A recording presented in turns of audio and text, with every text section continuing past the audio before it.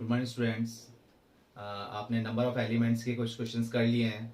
आज हम और क्वेश्चंस करेंगे नंबर ऑफ एलिमेंट्स पे ही, क्योंकि ये वर्ड प्रॉब्लम पे क्वेश्चन आते हैं तो इस पे प्रॉपर्टीज लर्न होना बहुत ज़रूरी है और इस पे क्वेश्चंस करना प्रैक्टिस करना बहुत ज़रूरी है। इसमें क्वेश्चन छोटा सा होता है लेकिन सॉल्व करने में प्रॉपर्टीज हमें बहुत हेल्प करती है, इसलिए हम इस पे इतने ज़्यादा क्वेश्चंस कर रहे हैं। तो आज भी हम इस पे कुछ क्वेश्चंस और लेते हैं और वेन डायग्राम की हेल्प से भी हम क्वेश्चंस सॉल्व करेंगे आज इसमें कुछ। तो अब क्वेश्चन क्या है इसमें, in a class of 35 students 17 have taken mathematics, 10 have taken mathematics but not economics.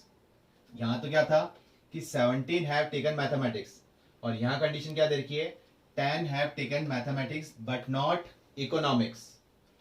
Find the number of students who have taken both mathematics and economics and the number of students who have taken economics but not mathematics.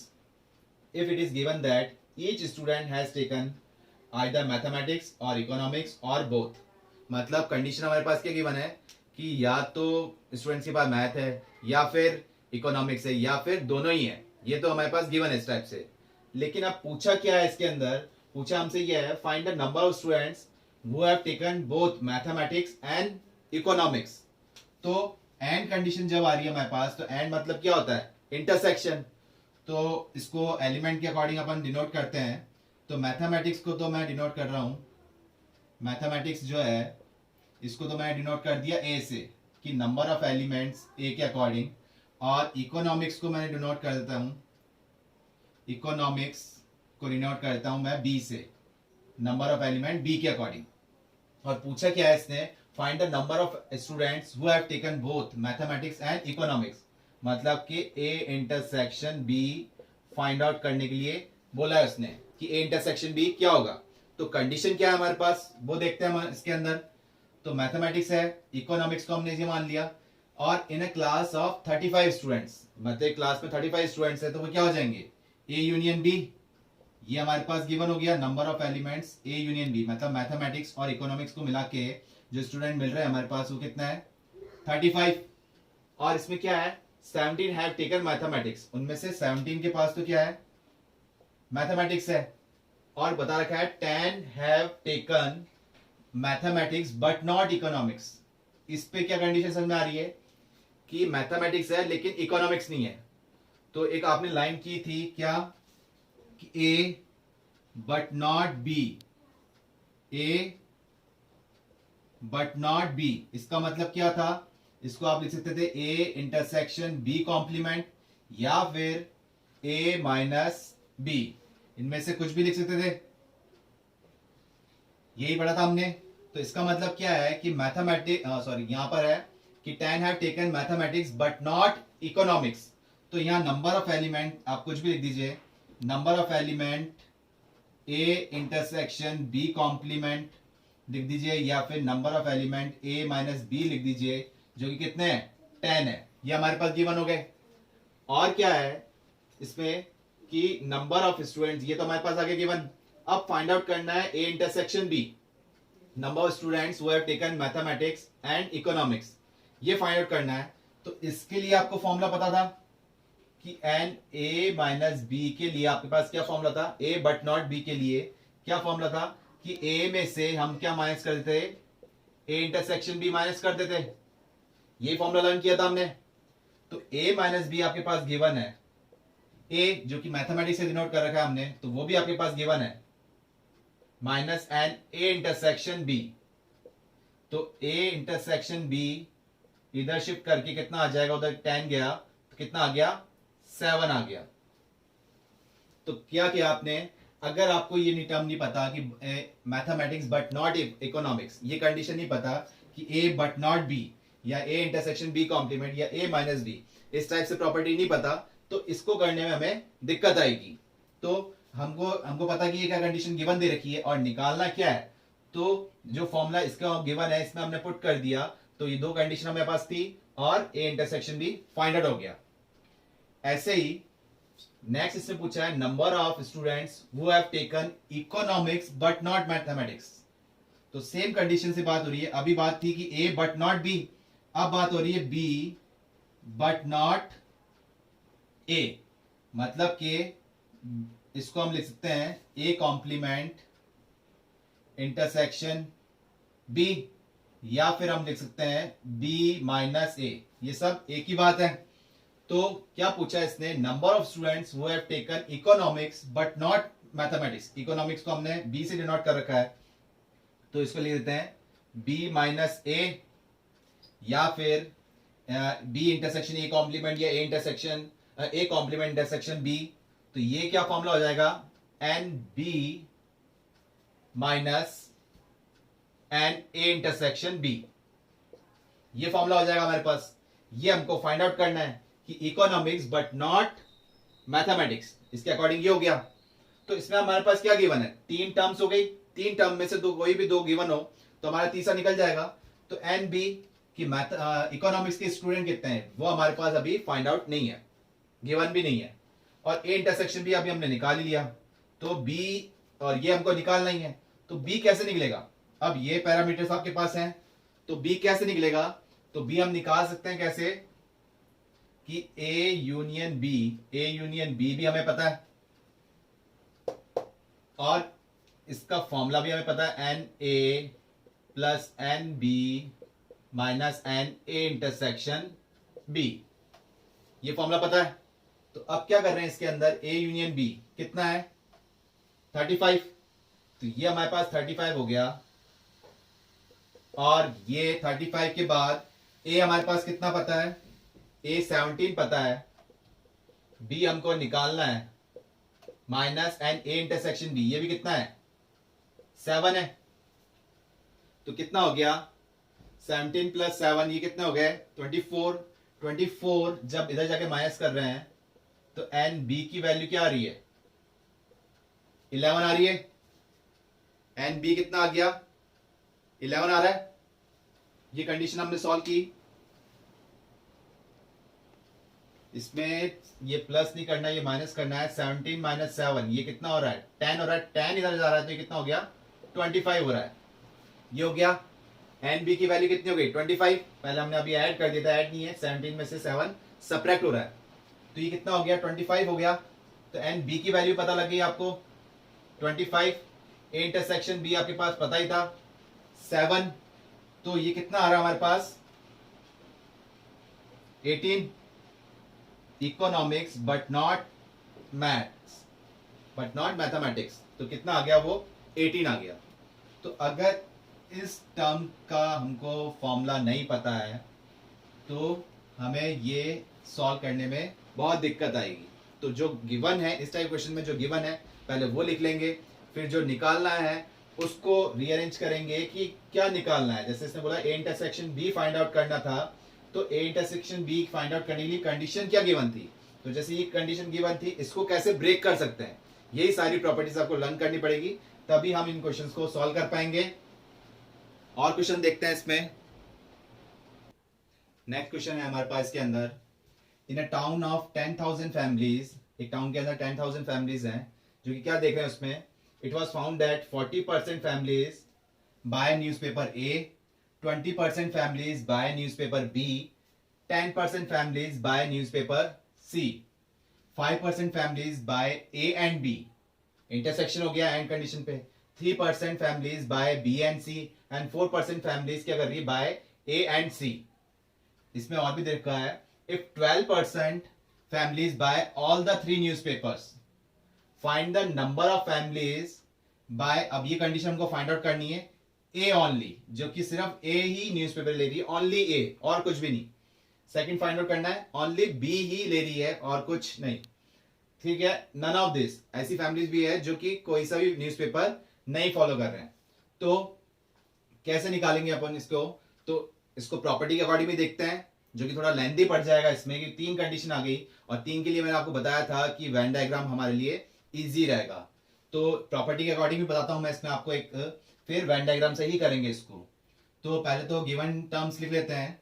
तो universal कितना है हमारे पास इसमें, यहां पर universal हमारे पास हो जाएगा 10,000, कितनी फैमिलीज है 10,000, और फिर ए न्यूज़पेपर को जो फॉलो कर रहे हैं या पढ़ रहे हैं वो फैमिलीज के अकॉर्डिंग देख रहे हैं, तो वो कितना है 40%। तो 40% ऑफ 10,000 का जब हम देख रहे हैं तो कितना आ रहा है 4,000। ऐसे ही बी के लिए जब देख रहे हैं तो वो कितना हो जाएगा 2,000। जैसे 40% ऑफ 10,000 का निकाला, ऐसे ही 20% इसका निकाल लिया, फिर 10% ऑफ 10,000 का जब हम ले रहे हैं तो वो हो जाएगा 1,000। बी के लिए भी हो गया, सी के लिए भी हो गया। 5% फैमिलीज ए एंड बी। अब ये ए एंड बी क्या कंडीशन है हमारे पास, इसमें ये क्या आ रहा है कि 5% of families A and B, तो वो क्या निकाल रहे हैं number of A intersection B. A intersection B क्यों कर रहे हैं, क्या करेंगे इसके अंदर, ए इंटरसेक्शन बी कितना हो जाएगा 5% के अकॉर्डिंग 500। ऐसे 3% B and C. B and C का मतलब क्या हुआ इंटरसेक्शन, तो बी इंटरसेक्शन सी ये कितना हो जाएगा 300 3% के अकॉर्डिंग, और ये 4% के according A intersection C. A intersection C जो कितना है 4% के अकॉर्डिंग कितना हो जाएगा ये 400। और लास्ट में ये जो है 12 नहीं, ये 2% है। 2% के अकॉर्डिंग 2% के अकॉर्डिंग कितना आ रहा है कि एन, और 2% है क्या बाय ऑल द 3 न्यूज़पेपर, मतलब ए बी भी ले पढ़ रहे हैं और सी भी ले रखा है उन्होंने, तो कितना हो गया 2% के अकॉर्डिंग 200। तो ये पैरामीटर्स हमारे पास गिवन जो कंडीशन उन्होंने दे रखी है वो। अब पूछा क्या है find the number of families by A only. तो ए ओनली का मतलब क्या हुआ कि नंबर ऑफ एलिमेंट वो चाहिए जो कि ए ही चाहिए, ना तो बी चाहिए और ना ही सी चाहिए। ए ओनली का मतलब क्या हुआ only A, not B not C, ठीक है, सिर्फ ए परचेस कर रहे हैं। तो इसको हम कैसे लिख सकते हैं, तो अब इसकी पेयरिंग कर लेते हैं। अब कैसे इसको ब्रेक करना है, देखो आप प्रॉपर्टी से थोड़ा लेंथी पड़ेगा, तो कैसे ब्रेक कर रहे हैं हम इसको, तो हमने इसको क्या करा बी इंटरसेक्शन, इसको क्या मान लेते हैं एक्स मान लेते हैं, let X equal to B complement intersection C complement. और बी इंटरसेक्शन सी कॉम्प्लीमेंट की आखिर प्रॉपर्टी पता है आपको, क्या लिख सकते हैं इसको बी यूनियन सी का होल कॉम्प्लीमेंट, ये लिख सकते हैं आप इसको। और होल कॉम्प्लीमेंट किसमें से माइनस होता है, ये कैसे निकाल रहे हैं अपन, ये लिख देते हैं इसको। तो इस टर्म की जगह मैंने क्या लिख दिया एन, अगर एक्स मानते हुए मैंने लिखा तो क्या आ जाएगा बी यूनियन सी का होल कॉम्प्लीमेंट, तो A intersection B union C हो जाएगा। अगर इस टर्म को मैंने एक टर्म मान लिया, एक सेट मान लिया, तो B intersection B complement intersection C complement क्या हुआ बी यूनियन सी का होल कॉम्प्लीमेंट। तो इसकी जगह लिख सकता हूं बी यूनियन सी का होल कॉम्प्लीमेंट, इस टाइप से लिख दिया। अब आप क्या करेंगे कि होल कॉम्प्लीमेंट जो है वो कैसे फाइंड आउट करते हैं, तो होल कॉम्प्लीमेंट के लिए आपने प्रॉपर्टी लर्न की है, ये कंडीशन कैसे निकालेंगे हम कि अब इसके लिए फॉर्मूला यूज करेंगे, जैसे कि आपने एक फॉर्मूला रन कर रखा है, ये हो गया ए एंड नॉट बी। जैसे आपने एक फॉर्मूला रन किया था क्या कि ए इंटरसेक्शन बी कॉम्प्लीमेंट को कैसे निकाल रहे थे, ए में से ए इंटरसेक्शन बी माइनस कर रहे थे, ये फॉर्मूला लर्न किया है। लेकिन यहाँ ए की साइड था और यहाँ क्या है बी यूनियन सी का होल कॉम्प्लीमेंट। तो वापस आप इसको एज्यूम कर लीजिए कि एक्स को ये एज्यूम किया था तो ये पूरा एक्स था, अब इसको बी यूनियन सी को सिर्फ वाई एज्यूम कर लीजिए। आप डायरेक्ट भी कर सकते हैं प्रॉपर्टी अगर, लेकिन गलती ना हो क्योंकि इसमें थोड़ा ध्यान रखना है। तो मैंने क्या लिख दिया इसको एन ए इंटरसेक्शन वाई का कॉम्प्लीमेंट। तो अब आपको ये फॉर्मूला ध्यान है A intersection B complement, A but not B, तो क्या होता है ए में से इंटरसेक्शन बी माइनस हो जाता है। तो इसको हम क्या लिखेंगे ए में से माइनस हो जाएगा ए इंटरसेक्शन वाई, ये माइनस हो गया। अब y था क्या, तो a तो हमारे पास एज लिख देते हैं a minus A intersection y क्या था, हमने सिर्फ b यूनियन c को माना था, b यूनियन c को क्या माना था y माना था। तो ये टर्म हमको पता है कि अब इसमें गिवन टर्म नहीं पता, ना ही b यूनियन c का होल कॉम्प्लीमेंट पता था, इसलिए हम इसको फर्दर सिंप्लीफाई करे जा रहे हैं। तो अब ये क्या हो जाएगा डिस्ट्रीब्यूटिव प्रॉपर्टी हो गई। तो इसको क्या लिख सकते हैं एन ए में से माइनस कर देंगे, ये हो गया, इसको इस टाइप से लिख सकते हैं A intersection B, distributive property की थी हमने, A intersection B union A intersection C, ये कर लिया। अब ए इंटरसेक्शन बी भी पता है, ए इंटरसेक्शन सी भी पता है, लेकिन A intersection B union A intersection C कोई एलिमेंट पता है क्या हमको? नहीं पता। हमको क्या पता है? A intersection B, number of element क्या पता है? A intersection B. और क्या पता है? Number of element A intersection B. लेकिन number of element A intersection B union A intersection C, ऐसा कोई फैक्टर हमको नहीं पता। तो इसको फर्दर सिंप्लीफाई करेंगे। अब ये किस फॉर्म में हो रहा है? तो जैसे ये इसको ए पूरा बोलते हैं, इसको बी बोलते हैं, तो ए यूनियन बी का फॉर्मूला बन गया। तो फर्दर सिंप्लीफाई हो रहा है, ये तो ए ही रह गया, ये क्या बन रहा है? एन ए क्या है पूरा? A intersection B plus B क्या है इसमें? A intersection C minus A intersection B, मतलब माइनस का A intersection B intersection C. तो ये जैसे इसका इंटरसेक्शन हम कर देंगे, A intersection B intersection A intersection C करेंगे, तो इसका कॉमन पार्ट क्या लिखते हैं? वो लिखेंगे A intersection B intersection C, ये कॉमन पार्ट होगा। क्योंकि जब हम इसको सिंप्लीफाई भी करेंगे तो यही फाइनल आंसर आएगा। तो इसको हम डायरेक्ट लिख देते हैं A intersection B intersection C, ये हो गया। अब नंबर ऑफ एलिमेंट ए पता है आपको, number of element A intersection B भी पता है आपको, number of element A intersection C भी पता है, number of element A intersection B intersection C भी पता है आपको। तो अब हम ये वैल्यूज पुट कर सकते हैं। अभी तक यहां से हमको ये टर्म नहीं पता थी कि number of element A intersection B complement intersection C complement, ना ये पता नहीं था। फिर एक इंटरसेक्शन बी यूनियन सी का होल कॉम्प्लीमेंट, ये नंबर ऑफ एलिमेंट भी नहीं पता था, और ना ही ये एलिमेंट पता था। इसलिए हम इसको ब्रेक करते हुए गए। तो अब सॉल्व कर रहे हैं। ए क्या आ रहा है? ए तो हमारे पास 4000 है, minus A intersection B 500 plus A intersection C 400 minus A intersection B intersection C, ये हो गया 200। कितना आ रहा है? 97। और ये हो गया हमारे पास, कितना आ रहा है इसमें? ये हो जाएगा 3300, क्योंकि ये हो गया 700 इसमें से जा रहा है, तो कितना आ गया? 3300 आ गया। तो ये अगर प्रॉपर्टीज टू प्रॉपर्टीज ब्रेक करना आया हमको, तभी हम कर पाएंगे, अदरवाइज, और प्रॉपर्टी आती भी है तो भी इस टाइप से सॉल्व करना बहुत लेंथी हो जाएगा। तो ये सिर्फ आपको ये बताया मैंने कि प्रॉपर्टीज कैसे ब्रेक करके हम यूज कर रहे हैं, कि जो टर्म नहीं पता तो जो गिवन पैरामीटर्स हैं उसकी फॉर्म में कैसे उसको ब्रेक कर रहे हैं, जो कि हमारा आंसर है ये। अब इसी टाइप से ये करना है और ये सॉल्व करना है। तो मैं नहीं कहूंगा आप इसको प्रॉपर्टीज के अकॉर्डिंग फॉलो करें इस टाइप के क्वेश्चंस को, आप इसमें हेल्प लें वेन डायग्राम की।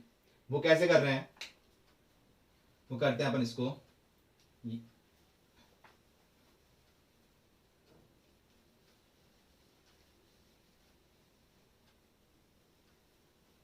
यहां से आपने वेन डायग्राम में किया था,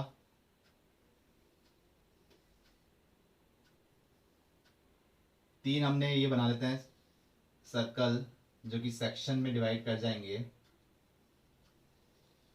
ठीक है, ये ए न्यूज़पेपर वाले के लिए, और ये बी के लिए, और ये सी के लिए। ठीक है, और इसमें फिर हमने नेमिंग कर दी थी, जो कि आपने क्या है इसमें, ये A B C D E F और ये जी। ठीक है, तो ये हम कर रहे हैं।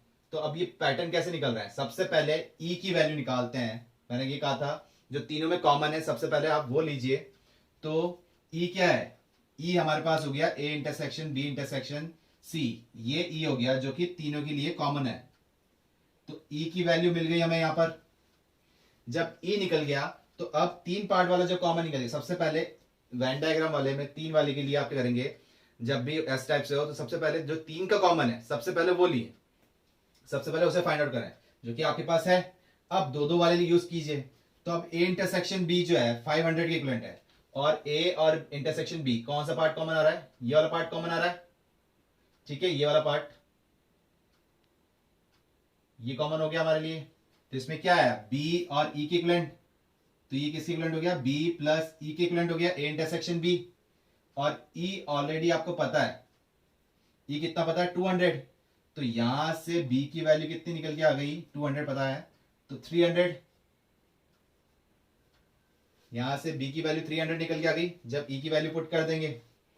और ये हम यहां लिखते हुए चलते हैं यहां पर कि ए की वैल्यू क्या आएगी, बी की क्या आएगी, सी की क्या आ रही है, डी की क्या आ रही है, और ई की क्या आ रही है, एफ की क्या आई, जी की क्या आई, ये हम यहां लिखते हैं। तो ई की वैल्यू तो हमारे पास आ गई कितनी, 200, और बी की वैल्यू आ गई कितनी, 300। ठीक है, अब बी इंटरसेक्शन सी, तो बी इंटरसेक्शन सी मतलब कि ये वाला पार्ट, इस पार्ट के अंदर क्या चीज कवर हो रही है, ई और एफ। तो इसको हम लिख देते हैं ई प्लस एफ। ई ऑलरेडी 200 पता था, तो एफ क्या आ जाएगा, 100 हो जाएगा। तो यहां से एफ की वैल्यू आ गई 100, एफ की वैल्यू आ गई 100। ठीक है, अब ए इंटरसेक्शन सी, ए इंटरसेक्शन सी मतलब कि ये वाला पार्ट क्या हो रहा है, जिसमें डी और ई आ रहे हैं, तो ये इक्विवेलेंट हो गया डी प्लस ई के। ई वैल्यू ऑलरेडी पता थी 200, 200 इधर शिफ्ट होगा, 400 में माइनस होगा, तो डी की वैल्यू आ गई आपके पास 200। डी भी हम लिख देते हैं यहां पर 200। अब सिंगल पे आते हैं, डबल की पेयरिंग हो चुकी है, सिंगल पे आते हैं। तो ए की वैल्यू यहां पर, ए किसके लिए आ रहा है, A plus B plus D plus E, ये पूरा ए कवर कर रहा है। तो 4000 के अकॉर्डिंग लिख देते हैं A plus B plus D plus E. ठीक है, इसकी कैलकुलेशन करते हैं तो क्या क्या टर्म पता है हमें, बी पता है 300, डी पता है 200, कितना हो गया 500, प्लस ई भी पता है 5 और 2 कितना हो गया 700। तो 700 हो गया इसकी टर्म, तो 700 यहां माइनस होगा, तो ए की वैल्यू क्या आ जाएगी, ए की वैल्यू आ गई 3300। ओनली ए की वैल्यू क्या आ गई 3300। ठीक है, ये हमने निकाल लिया। अब ऐसे ही बी के लिए, बी के लिए क्या कवर हो रहा है, B C E F, B plus C plus E plus F. तो क्या क्या टर्म पता है, बी पता है 300, और ई और एफ पता है 3 प्लस 2 500 प्लस 100 600 हो गए। तो 600 जब हम जा रहे हैं तो यहां से किसकी वैल्यू आ जाएगी, सी की वैल्यू आ जाएगी, जो कि आ गया सी की वैल्यू 600, 2600 जा रहे हैं हमारे पास, तो ये हो गया 1400। ठीक है, अब सी के लिए इसमें क्या हो रहा है, डी ई एफ जी, तो इसके लिए ले रहे हैं D plus E plus F plus G. तो क्या टर्म पता है, डी पता है, ई पता है और एफ पता है, 400 प्लस 500। तो यहां से जी की वैल्यू निकल के आ रही है 500, जब यहां जा रहा है 1000 में माइनस हो गया, तो ये आ गया 500। तो ये सारी वैल्यूज आपने कैलकुलेट कर ली, और सी की कितनी आई थी 1400। तो ये सारी टर्म जब आपने निकाल ली, अब क्वेश्चन के अंदर कुछ भी पूछा हो, कुछ भी पूछा हो, हम सब कैलकुलेट कर सकते हैं इजिली। कैसे, आप जैसे इसने क्या बोला है कि find the number of families, जो क्या है A only, bye A only, जो कि सिर्फ ए न्यूज़पेपर ही बाय कर रही हैं। तो क्या आ रहा है, ए का मतलब सिर्फ ए, मतलब कि ये वाला सेक्शन हो गया, ए वाला सेक्शन, ए पूरा था, लेकिन ये पूरे में यहां कॉमन वाले आगे बी भी आ गया, सी भी आ गया, उसने बोला है सिर्फ ए। तो सिर्फ ए के लिए ये वाला पार्ट हो रहा है, ये कवर हो रहा है, सिर्फ इतना इतना इतना पार्ट हो रहा है, ये वाला पार्ट हो रहा है, और उस पार्ट के अंदर क्या आ रहा है, ओनली ए। तो इसका आंसर किसके इक्विवेलेंट हो गया, ओनली ए के इक्विवेलेंट। और ओनली ए का आंसर क्या आया था हमारे पास, ओनली ए की वैल्यू क्या है 3300। तो इसका आंसर के अकॉर्डिंग क्या आ जाएगा, ए मतलब के 3300। और हमने प्रॉपर्टी के अकॉर्डिंग भी देखा था, उसका आंसर भी कितना आया था 3300। तो देखा आपने, ये कितना इजी है, सिर्फ कैलकुलेट करना है किसके अकॉर्डिंग। सबसे पहले तीनों कॉमन वाला पार्ट निकाल रहे हैं, फिर दोनों कॉमन वाला पार्ट निकाल रहे हैं, फिर सिंगल सिंगल पे आ जाएंगे। इसी टाइप से हर सेक्टर आपका निकल जाएगा, और जो जो आपसे आप टर्म पूछिए वो इजिली कैलकुलेट हो जाएगी, वहां हम प्रॉपर्टीज में अटक सकते हैं। ये बेटर ऑप्शन है हमारे पास करने के लिए। अब इसमें बोला है बी ओनली, तो बी ओनली का मतलब क्या है, बी है तो पूरा, लेकिन ओनली बी का मतलब क्या है, ये पूरा बस इतना पार्ट जिसमें कौन सा कवर हो रहा है, सिर्फ सी कवर हो रहा है। तो इसके आंसर के लिए क्या आ गया, एक सी के इक्विवेलेंट हो जाएगा, और सी की वैल्यू क्या है हमारे पास 1400। तो इसका आंसर कितना आ गया, 1400 आ गया हमारे पास, जो कि इजी रहा हमारे लिए इसके अकॉर्डिंग करने में। अब लास्ट बोला है none of A B C, मतलब ना तो ए होना चाहिए, ना बी होना चाहिए, ना सी होना चाहिए। तो क्या करेंगे, तो इन सबको हटा देंगे, क्या बचा, ये यूनिवर्सल बचा, ये सारे सर्कल हट जाएंगे, ए बी सी न्यूज़पेपर हट जाएंगे, तो क्या बचा, यूनिवर्सल बचा। तो इन सबको ऐड करने के बाद यूनिवर्सल में से सेपरेट करेंगे। तो इनको ऐड करते हैं, कितना हो रहा है ये, इनको ऐड करने पे ये हमारा बन रहा है